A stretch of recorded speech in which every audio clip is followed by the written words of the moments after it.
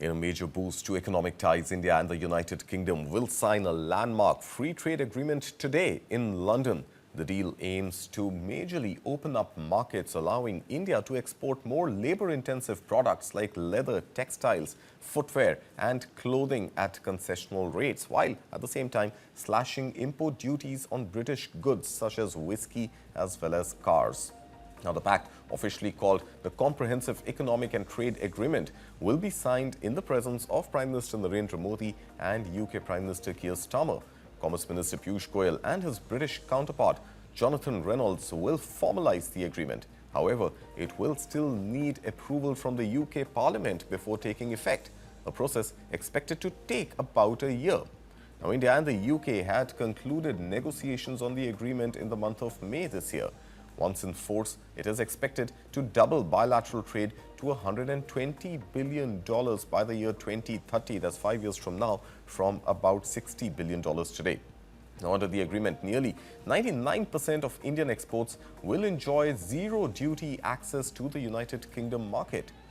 On the other hand, tariffs on British whisky and gin will be cut from the current 150% to about 75% and eventually to 40% over a 10-year period. Automotive duties will also be slashed from over 100% to just 10%, but under a quota system. On a key social benefit, the two sides have also concluded a social security pact helping Indian professionals avoid double contributions when working in the United Kingdom for a limited time. Well, let's unpack all this with a special guest joining us this morning. Barnik Chitran Maitra, PE investor and managing partner, Chrysalis Equity Ventures, is here with us. Barnik, good morning. Thank you for your time. Help us put this into context. What exactly does the India-UK FTA mean for India's economy and India's export competitiveness? I think this is a terrific news that we are inking the agreement today in the presence of the Honorable Prime Minister. I think the boost for Indian manufacturing and labor-intensive sectors are going to be immense. If you look at the deal, and you mentioned some of the details of the deal, I think we have signed something which I believe is an equitable and fair trade deal, which promotes free trade on both sides. I think the important part is fairness, right? I think the most important win for India is nearly 99% of goods which India exports to the UK will now become completely duty or tax exempt, right? And the remaining 1% will form into quotas, right? Which means there's a path thereof, right? To agree to that, I think the concessions given by the Indian side are not significant. I think the Scotch and the gin concessions are what's catching the news. But more importantly, I think India is allowing advanced manufacturing imports into India at concessional rates, right? And also allowing UK firms to participate in India's services business, notably government e-procurement. So again, a lot to unpack, but it's a great win for India because it gives a terrific boost to our manufacturing sector. The UK, other than manufacturing automobiles and some aero defense and aircraft parts, doesn't really manufacture a lot. And this sets the stage for India to become a significant trading partner for the UK. Right. We will dive into some of those details that you mentioned, Barnik, especially the industrial products which India would now import at a concessional rate. But coming to the timing of the India-UK FTA at a time when the India-EU FTA is also under discussion, and that particular deal has been in discussion for tens of years now, and also the trade deal with US, the all-elusive trade deal with the US. Given the timing of all that is happening in the world of trade deals and tariffs, how significant is the timing for India and UK to go ahead and sign this landmark agreement? No, but Kartik, as I mentioned in the previous discussion, I think the US tariff wars and the Liberation Day tariffs have actually created a burning platform for trading partners around the world to do deals amongst themselves while they negotiate with the US. We had discussed the possibility of this trade deal getting signed before the end of the financial year, which is happening. I'm also very hopeful of the India-European Union trade deal also getting signed this fiscal. And there are rumors that the India-US trade deal may happen in September, October. So for Indian manufacturing, particularly before the end of the fiscal, if these three trade deals are signed and in the process of being operationalized, I think there'll be a big win for Indian manufacturing and Indian exports, right? And for India to only create upside going forward. All right. And come back to the India-UK FTA, and you were mentioning an important fact that while it is the auto sector and the whiskey and the gin which is grabbing the headlines, but the industrial goods, especially those that go into medical devices, is something which is likely to give a fillip to India's high-end manufacturing prowess as well. Give us some of those examples. Which are the likely candidates who can potentially look at exporting more to India, and which are the sectors, apart from healthcare, which are likely to benefit from these high-end technologies that the UK produces?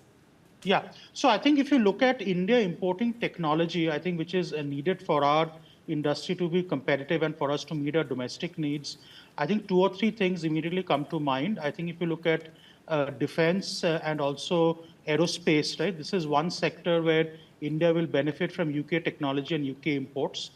From a biomedical point of view, and particularly from a pharmaceutical device and component manufacturing, you will see that also gain a lot of fillip. The other part is auto components, where there is an interesting tie. India also will export a lot of auto components to the UK, but Right. there's a possibility of some auto components also flowing back from UK manufacturing into India.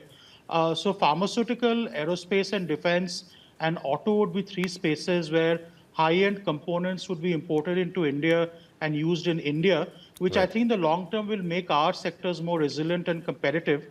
And over the long term, some of these components can also be localized to India and manufactured in India as well. All right. And now let us talk about the items which are making news, which happen to be, of course, apart from whiskey and gin, the automobile sector. But UK only has luxury auto brands. Look at an Aston Martin or a Rolls-Royce or the Jaguar Land Rover, which is now owned, of course, by the Tata Group. But given the fact that it mostly is the expensive, luxurious automobile brands that we are talking about, the duty on them coming down from, let's say, 100% to about 10%, and that seems to be the goal. Is it likely to impact India's domestic demand for automobiles? That's question number one. And question number two, there doesn't seem to be much clarity yet on what that quota system is. So is there anything that you're picking up on what is that permissible quota under which the 100% duty will come down to 10%? No, so I think let's unpack it. I think one is that the duty will move from 100 to 10, and then the imports will be limited by quota. I don't think I have heard any news on the quota. I think we'll have to look at the deal fine print. But I think this is not going to be a major impediment for India's automotive sector, right? Because if you look at the kind of vehicles the UK manufactures, right, they address less than 3 or 4% of Indian automobile demand, right? More than 60% of Indian automobile, when it comes to passenger vehicles, is under the 12 lakh or a 15 lakh rupee car. And if you look at the segment which we are talking about, these are segments which are closer to 40, 50 lakhs. They are less than 4 or 5% of the local demand. So I don't think there's going to be any significant issue with local manufacturing and local competitiveness. I think the government has deliberately kept a quota system to ensure that the market doesn't get flooded and there's no dumping of vehicles. Please remember, this is also a fair trade deal because India can also export in the automotive sector under a quota, right? So, with the intent of this being a fair deal, I think the quota system will work on both sides of the border. But let's see what quota system comes on board. But I don't think Indian auto manufacturing will be too scared about a few British cars getting imported into India. Yeah, I mean, Tesla's entry has not scared, and in fact, Tesla has not even been able to get more than 1,000-odd bookings. So I think the Indian auto sector does seem to be resilient and confident at the same time right now. But coming to another interesting facet of this free trade agreement is about Indian workers in UK. And now this dual social security payments is something that this FTA is going to put an end to. How relevant is that for Indians working in UK on a short-term visa, which is 3 years or under? No, I think it just gives an additional incentive for short-term workers to move to the UK. I think the other thing which has also been negotiated in addition to the Social Security Pact is expanded mobility visas or short-term visas for other areas like culinary workers, chefs, and nurses, where the UK will liberalize its short-term business visa process, right? So I think if you look at the scenario in the UK, I think there has been a genuine immigration backlash over the last 10 years, but the economy needs a lot of short-term workers, probably in the medium skill to high skill area. So again, the UK wants to have the flexibility of inviting people to fulfill some of these short-term needs All right. while ensuring that they don't have a long-term path to staying in the country, which I think also meets India's needs. So I think it's a win for both sides. I think the social security along with the mobility or short-term mobility for professionals will benefit both economies. All right, and final question to you, Barnik. There is the FTA which is getting signed, and then there is the BIT, the Bilateral Investment Treaty, which doesn't find a mention just as yet. Are there likely to be negotiations on the BIT as well? And what does India need to do to really expedite the BIT with multiple countries, not just the UK, and attract investments coming into the country? So I think the BIT is far more hairy and far more difficult because there is a lot more work and concessions which India needs to give on its end to ensure there's a fair investment framework. I think India has the habit of tweaking its taxes, tweaking the way it looks at investments coming from outside.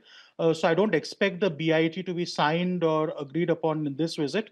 But I have heard of fervent work which is happening on both sides of the border to get this done. I think if you look at the potential for India, one of the biggest unlocks we need to do in the economy is to attract more FDI. And I think bilateral investment treaties with few countries, including UK, European Union, and the US would help. I think there's more work to be done, but I suspect the work is more at the Indian end, at the other end. Right. The other thing I just like to bring out, which is important, which I'd be waiting for the fine print of the deal, is the carbon border adjustment mechanism, or the Right, CBAM, right? that's right. I don't think there has been any news on what the deal there is. So maybe some fine print on that is still to be reviewed, because that's again one of the biggest impediments for Indian exports to the UK. So there have been no announcements on what the settlement on that is. So let's wait for the fine print on that to see how draconian or non-draconian that will be, because that's a significant impediment today for Indian exporters to participate in markets like UK and in the future European Union. You're right. In fact, good that you brought it up, Barnik. The question really is it just going to be the EU on which we'll have to fight that battle on carbon tax, or is it going to be UK as well? And I think the details of that should be in the fine print of the FTA, like you just mentioned. But again, in case there is some sort of a concession even on the CBAM, the carbon tax, it may not really be a 0%, right? So the point is that India's steel sector, India's aluminium sector, the metal sector is likely to face heat, not just from US, which is something that we've heard already, but potentially even from UK and EU. No, so I think there will be some kind of carbon tax or duty. I think it will be more applied on sectors where India tends to use more what the West would call unclean energy or coal-fired energy. So again, if you look at the scope of the sectors, I am not very optimistic on the prospects of some of our harder manufacturing sectors like steel, aluminum or steel products. I think the fine print on the CBAM both in UK and EU needs to be reviewed. But I think for labor-intensive sectors, I don't expect there to be significant taxes on some of the elements we mentioned, like leather, apparel, footwear, or even gems and maybe pharmaceutical products. Right. But again, I think steel, aluminum, these are more longer-term issues. I think there are intent which economies have, like UK and the US, to have more local manufacturing in that. So I do expect that there will be some trade barriers continuing in some of these categories going forward. All right, Barnik Chitran Maitra, always a pleasure having you here on News9. Thank you so much for your time this morning. Yeah, thanks.